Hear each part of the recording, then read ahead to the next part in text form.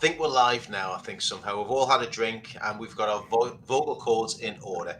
Hello and welcome to Network Now, a podcast that is designed to help you build business connections and create opportunities. I'm Lee Foster of Revitalize Connecting People, and with me are the fabulous co-hosts Julie Taylor and Louisa Stewart of Blue Ninja Business Support. Now, I'm sure that they're putting some sparkly things in front of their names every time we go live at 5 with us with Network Now. Louisa, over to you. Thank you. Of course we are, because I write the scripts. I get to throw embellishments in there. Today, we'd like to welcome our very special guest, Stefan Thomas, joining us. Stefan is an author, speaker, and coaches people in networking and social media skills.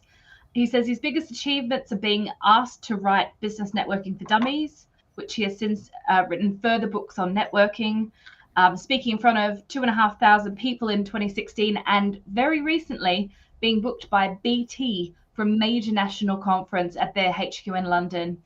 His keynote speaking puts him in a lot of stages where he talks about his passion for networking. Stefan has run his business, The Networking Retreat, for over 10 years, and we're excited to have him join us today on the topic of the mindset of networking. Welcome, Stefan. I love that introduction. Thank you so much for having me. Love being bigged up like that. Thank you so much. You're welcome. We love having you on the program. So I think the first question to ask is, and we ask this for all of our guests, where did your networking journey start? It sort of started by accident. I was an estate agent from 1988 through to 2007. And sometime in 2006, I guess, the very wonderful Sharon Haynes, who was a friend of our firm, she was a travel agent in her own right, and she knew the estate agency firm I worked for. She had tried over and over again to get my colleagues to go networking, and when I started with this firm, she asked me if I would go along, and I accepted her invitation. I live in a town called Witney in Oxfordshire, and a couple of weeks later turned up for Witney Big Breakfast at the Fleece Hotel in Witney, and I bumped into Sharon Haynes only 3 or 4 days ago, last Saturday actually, at a local music festival. So Sharon Haynes, now Sharon Rowenbaum, is completely responsible for persuading me to go along to my first networking event. I usually started work at 8:30. This involved turning up at 6:45 in the morning, and I was terrified because I'd never done anything like it before. But yeah, that's where it all started. 2006, the Fleece Hotel in Witney.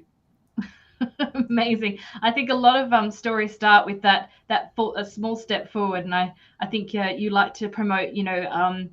It starts with a little conversation, doesn't it? And I think we'll be talking more about that today, about how to get into a positive mindset and build that confidence to take the step forward. So, but I mean, it's wonderful to hear that you started at a small village in the middle of Oxfordshire in your journey. I mean, that's where start local and get out there and see what's out there.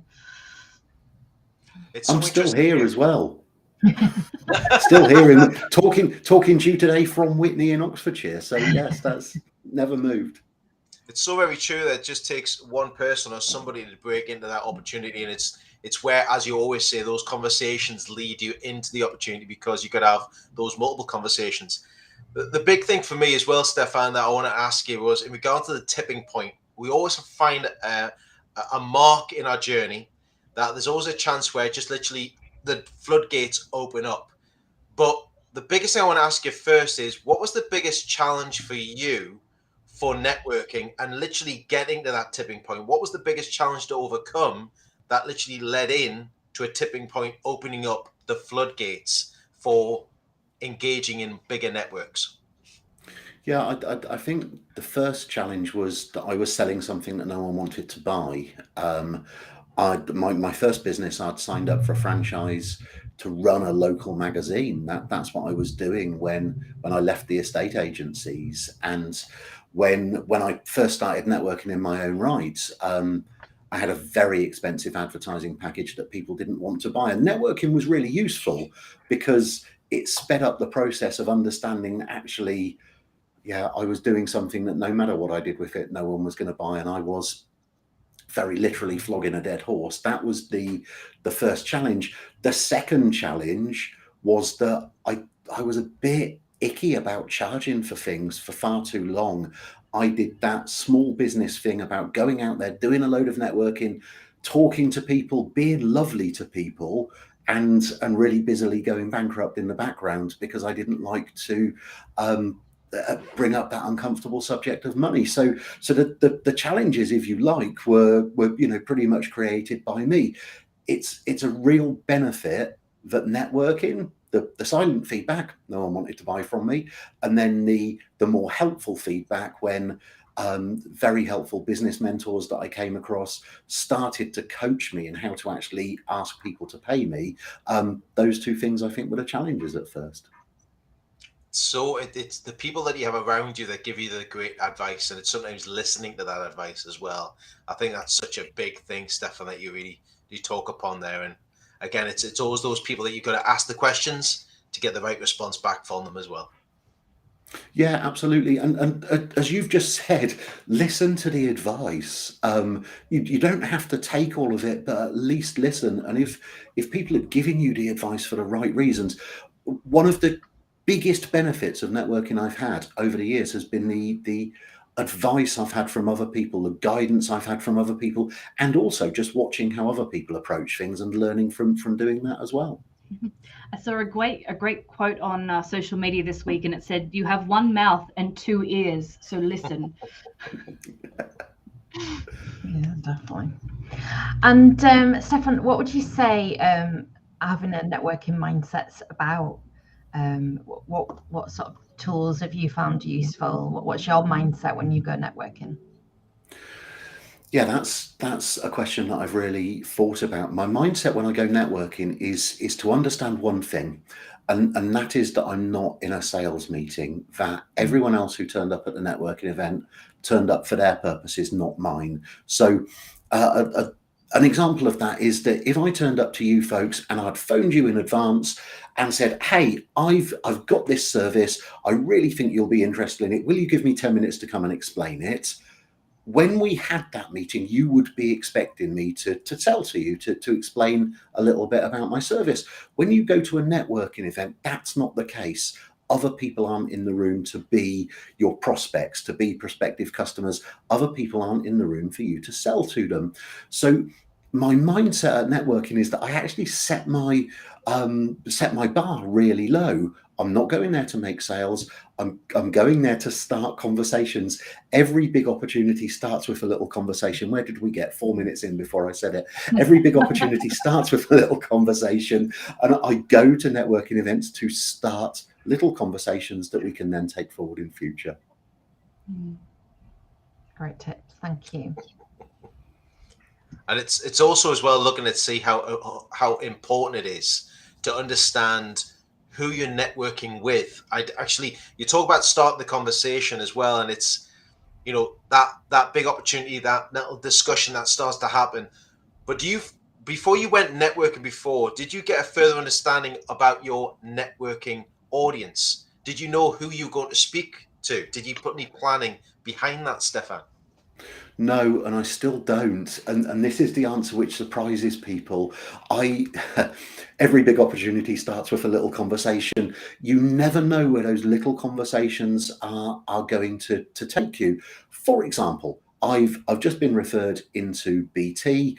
That comes from a 20-year-old connection, a 20-year-old relationship. Actually, someone who I've never met at a networking event, but referred me into BT when someone she knows there was looking for a speaker.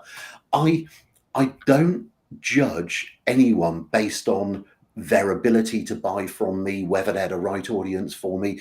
The more conversations you start, the more conversations you keep going, you often find that those really tiny conversations, those are the people who lead you to where you want to be. What I do spot at networking, and this intrigues the hell out of me, is people massively undervaluing the people that they've got right in front of them and overvaluing these mythical people who are out of view, who might just be the right people. I don't ever pay huge attention to whether I feel like I'm in front of the right people to buy from me, because what I've found over the years is that circumstance, provenance, whatever you like to call it, all plays a part in that. And some of the tiniest conversations have really led to massive opportunities. So I don't try and judge whether I'm going to be in front of the right people. Sorry, for the sake of your listeners, I'm doing inverted commas. I don't try and judge whether the people there are going to be the right people for me. I just enjoy every single conversation and then like to see where it leads after that. I love that you've said that, Stefan, because that's kind of been my experience too. I try not to go in with too many expectations of who's going to be there. And I know, planning's good and kind of preparing and doing all that. But I actually quite like just going, right, I'm going to talk to this person. I don't know who they are, but, off I go. And yeah, I like the idea of not going in with any expectations of these people that I think, I must talk to them, because it can distract from those that could be a great conversation that you might avoid because you're thinking, I only want to talk to these people today. That's my hit list, that sort of thing. And the other thing about that is, Louisa, this is a subject which I've got quite a lot to say about, is that I spot it in LinkedIn groups and in Facebook groups. Sometimes people say, where's going to be the networking event where I'll find my target audience? You've never got out of bed in the morning and gone to a networking event to be someone's target audience, and neither has anyone else. So why do we suddenly expect that there's going to be this bunch of people at a networking event sat there patiently waiting for us to turn up and sell to them? It just doesn't work like that. So I've long since stopped looking for my target audience and just know that some of those really little conversations will lead us in the right direction. It's so important as well to look at the long-term opportunity with it as well. Just to delve in here a bit further about that subject you just mentioned there. Many people expect to judge the book by the cover, actually not even look past the front cover, not even delve in to find out with somebody. They go to networking events just to meet one person, and they think that it stops there. It doesn't. It's true what you say. It's behind the person, and it's usually the long-term opportunity versus the short-term gain that we need to get this mindset into place, looking at the long-term opportunity. And I think that's a really huge one. If we talk about Karen, I've never sold anything to Karen, and she's never sold anything to me. And she's currently responsible for 4 speaking gigs for me, including the one at BT. If, when I'd first met Karen, I'd tried really hard to sell to her and close her, I may well have pushed her away forever. But actually, in focusing on the medium or long term, she's been worth some really high profile speaking gigs, thousands of pounds. And on top of that, and most importantly, she's a really cool person to be connected with, and I really enjoy her company. And if we get out of that mindset that we have to try and sell to everyone, we'll actually get better results in the medium to long term. Yeah. As Derek said yesterday, it's about building relationships, isn't it? Yeah, absolutely. So, Lee and I have never actually sold anything to one another, and yet here I am, and Lee's given me this huge opportunity for me to speak in front of his audience through this podcast and this live, and that's something that those relationships are so very, very important. Yeah. There's 2 things, and there's one that's a Lee phrase that just popped in my head when you were talking there. Who knows who I can't even get it right. Go on, Lee, you say it. It's your phrase, not mine. Who knows what you know? Who knows what you know? And that's the thing of having a conversation with somebody. You don't know who they are necessarily. You don't know much about them, and you don't know who they know and what they know. And like you say, it's building a relationship, having a nice conversation, and just see where things take you. And also something else Lee said in the past, because I know I've sort of not analysed, but whenever we've sent a quotation to somebody, people say, "Oh, I follow up in 48 hours, and if it's nothing, it's gone." And Lee's a bit more about the sort of 4 or 6 touch points. I can't even remember how many you say, and it's just like, just let them be, leave them with it, and it's just like, just check in with them, and they're probably quite busy, and at the moment a lot more. Not more people, but a lot of people are getting COVID still. So it's that whole, you can't make an assumption of why you're not continuing a conversation, how you think the conversation might go. Absolutely. So, and we want to sell when we want to sell, but other people want to buy when they want to buy. They might not need our services this week, this month, this year. They might not have the budget for it. But if we just keep in touch with people on a human level and be there at the point at which they do need what we're selling, we may be in the front of their mind. If we're not there, we definitely won't be. We all want to sell when we want to sell. We've got bills to pay, we've got mortgages to pay, but it might just be, as you say, that person's got busy with something else. That person's just made a huge new sale and needs to onboard a customer. It's not that they're ignoring us, it's just that we've got our selling process, our selling cycle, but everyone's got their own buying cycle as well. Yeah. It's a great point. Nurturing relationships, really building those. I think Amanda had said it in one of our first episodes that it's about 2 years of lead time before someone's ready to work with her. And she said, there's nothing wrong there. It's just that's how long it takes for her industry. It's knowing that the relationships are worth the time, I think, and really allowing people to be busy and then be available and then want to talk to and not be available and just sort of going with it, not punishing people for not being ready when you are. And there's something else as well, which I'll touch on really briefly.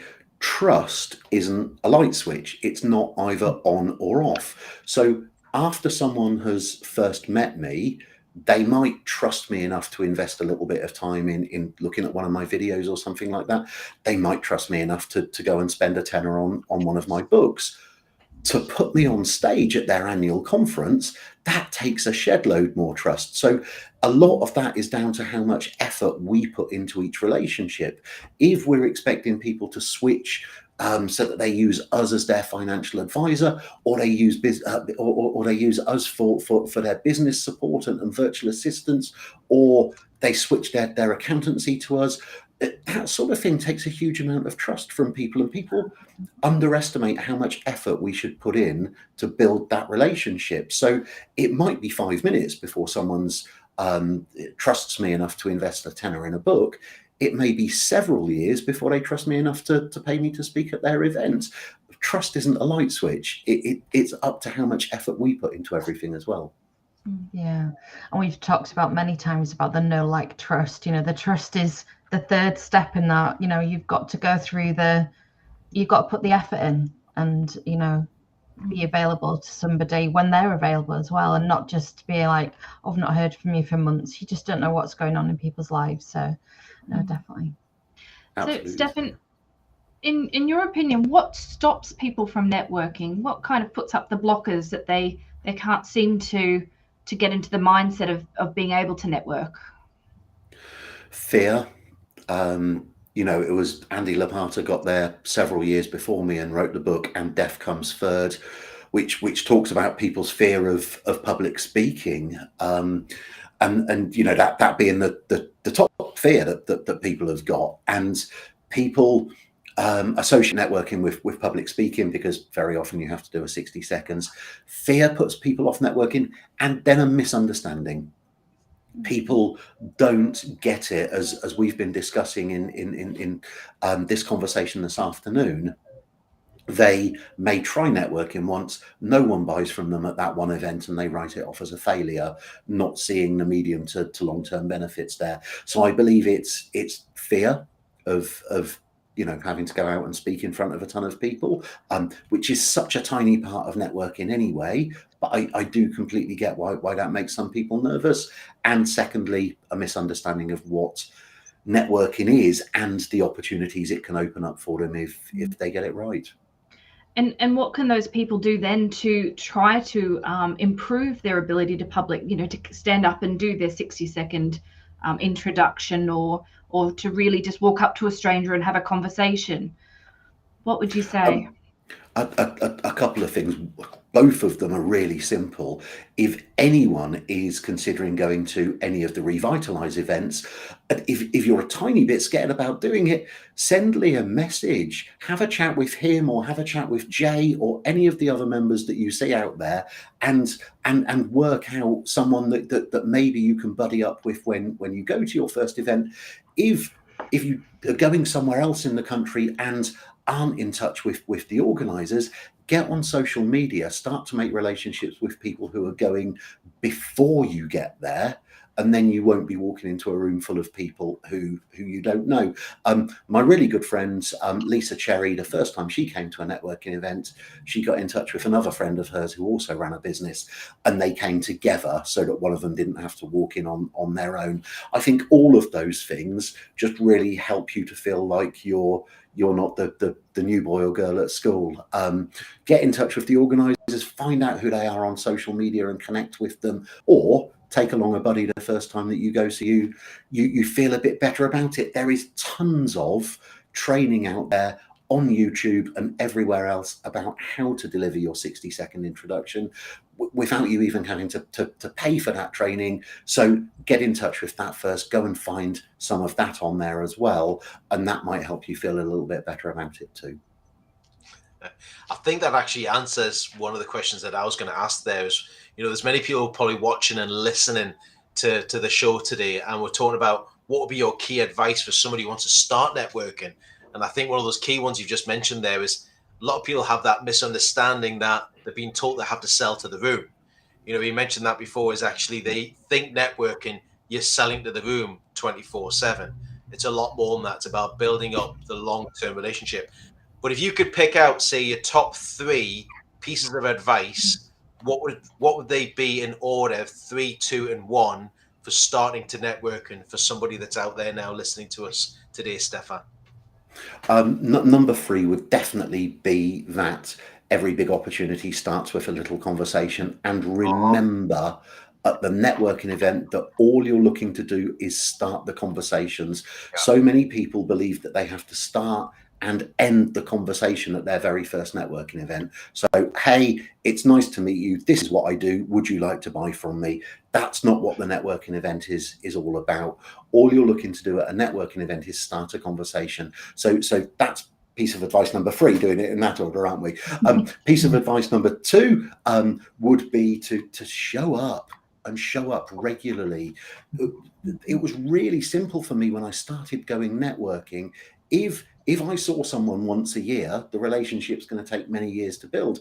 If I see them a couple of times a week, the relationship's going to build that much quicker. Particularly if you're just starting a business, or if your business has plateaued, you can go to networking events, you can be visible in the networking organization's LinkedIn group or Facebook group, being visible and being in front of people. So piece of advice number 2 is showing up regularly and consistently. How much more quickly are you going to build the know, like, and trust if you're there in front of people regularly? The number 1 piece of advice, which is the bravest one, and it took me years, is show up as yourself. The more you're yourself, you'll attract the right people to you. You'll attract the people who get you, who can see the value in what you do. It's so easy, and it is less brave. It's much easier to do, to put on a little coat of armor, to be someone different, to try and be your version of professional when you get out there. Be yourself, and you'll attract the right people to you. It is hard, it is brave. It took me until I was about 48 years old to really embrace that. But the more I embrace it, the more the right people, the right clients, and the right money starts to be attracted to me. There you go. 3 tips right there. And you get to wear the most amazing shirts, Stefan. Oh my goodness, they're incredible. Well, Lee saw me do a live earlier on. I've just moved back into this office. Long story. but I was wearing a very, very light t-shirt against what's currently a very, very blank wall. Wasn't great. That's why I've changed before coming on Did here. you just sort of move backwards and you were like, no one can see me? If you try and do a virtual background when you're basically the same color, it's not a good look at all. And a big tip, don't wear a green t-shirt because you'll literally disappear completely. You do, absolutely so. Oh, it's wonderful. Stefan, before we wrap up, is there anything you'd like to share with our listeners? Just a way of ending today's session? Yeah, I mean, networking is for life, not just for breakfast. You know, these relationships are so important and can lead to other things like friendships, like social stuff. For those of us working from home, you know, I'm going for breakfast with one of my networking colleagues next week. I went for lunch with one yesterday. Just being able to break up the day with stuff like that has value in and of itself. If any of your listeners or viewers would like to connect with me, please go and find me on LinkedIn. I'm very happy to welcome new connections, and I do put a ton of completely free networking advice out there as well. Brilliant. Thank you so much, Stefan. I really appreciate you spending the time with myself, Louisa and Julie this afternoon for Networking Now. And I think I would encourage everybody who's watching and listening to tonight's episode is reach out to Stefan, organize that connection and connect with them through LinkedIn and the other social medias that are available for you to start the conversation, because you never know what opportunity lies just around the corner for you.